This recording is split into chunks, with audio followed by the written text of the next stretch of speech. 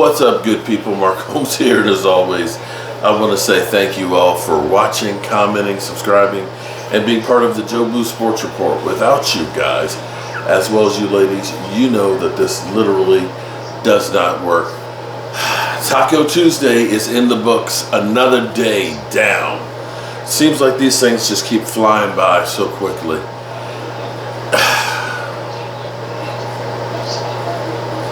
You know, we as fans have been disappointed so much by the Cowboys. And the reason why we've been so disappointed is because we care so much. We want to see our team do great things. We want to see them holding up that Super Bowl trophy. We want to be able to go ahead and, have the pride of saying, here we go, we got 6 now. But we keep getting let down. And the problem is, it's hard to win a Super Bowl. You need everything to go perfect. You cannot make mistakes. Because when you make a mistake, when you draft the wrong players, then your talent level goes down. Because you have to understand that a football team is like a conveyor belt. You get new young guys and things, and they start learning as they're going down the conveyor belt. They're learning their craft and things. And the further they get down the conveyor belt, they get to the point where they just fall off, and they're gone. And you have to continuously replace those players. And when you have a bad draft like we had last year where you end up losing players, you need to replenish the supply. When you mess up with contracts and you wait too long to get them done and they cost you more money, or you end up having to write contracts because you're trying to get it done in a hurry at the last minute, that you screw up, or you sign a guy for too much money, or you don't really look at what's in front of you, the narrative. And I can look and say, we heard Stephen Jones say, we're not going to reset the market with Zeke Elliott. And they did. They did. They obliterated. They looked at Michael Gallup, who had gotten injured, instead of looking at all of the years and the data that you had where his second year was the pinnacle and he had been on the decline for several years, then gets injured, and then you sign him to a mega deal. And the same thing with Zeke, that when you sign Zeke in his year number 4, not understanding the data that says year number 4 is usually the peak of an NFL running back, and it goes downhill from here. When you sign a guy like Jalen Smith to a contract with a drop foot, and then you release him and have to pay him on the contract, even though he's not there for 2 years, these are things that are precluding you for winning, because it's preventing you from getting the people on the roster who can help you win. When you take a blind eye and ignore a position of need like you did for years at safety, you finally recognize we need to have safeties. Well, then that translated to linebackers. That's okay, we can just use a safety to be a linebacker. In the same way, you used to look at it and say, we don't need interior defensive linemen, we'll just take a tackle who's an edge rusher, who's really not fast enough to be an edge rusher, but really not big enough to be a tackle, but he can play, he can play tackle. When you decide that we, after making the mistake of paying Zeke, decide we're going to get rid of Zeke and then not replace the production, you are making problems that are precluding you from winning.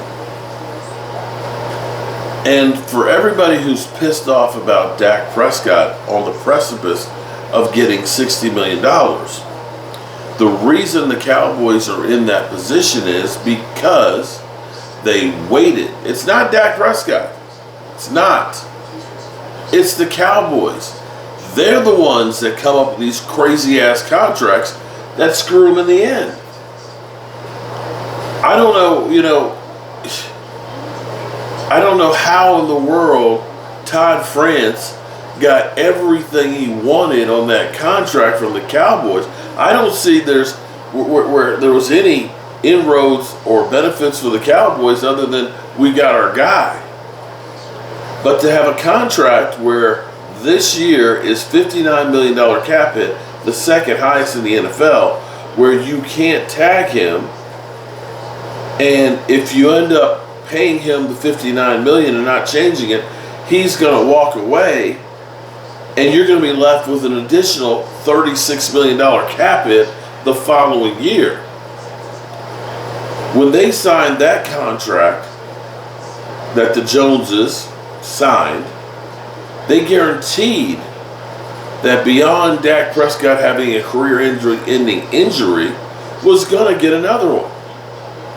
You literally have the Joneses by the cojones. The best thing they can do is to say, Dak, hat in hand, listen, man, we have screwed the pooch over and over again on these contracts. We want to win a Super Bowl. And we need your help. We don't know what the hell we're doing with these contracts. We just need you to be fair with us and help us to get some cap relief so we can get people there to help you. And there you have it in a nutshell. The Joneses need to stop doing this mom and pop shop deal. Stop letting Stephen Jones be your capologist. Stop allowing him to try and make contracts with people, because he doesn't know what he's doing. And that is the biggest flaw that you have.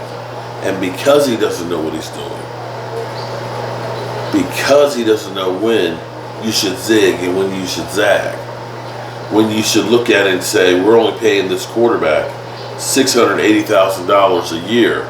Now's the time for us to go out and stockpile some more talent. Instead of believing, we believe in our own guys, or we believe in guys that are past their prime, that are coming off injuries to save us, that are cheap, you're never going to get there. So, that's where we are as Cowboy fans. That's where we are as Cowboy fans. I can have hope. And that's what I do. Alright, good people. I am going to carry my butt to bed. Get some sleep. Because tomorrow is another day. As always, I appreciate you guys.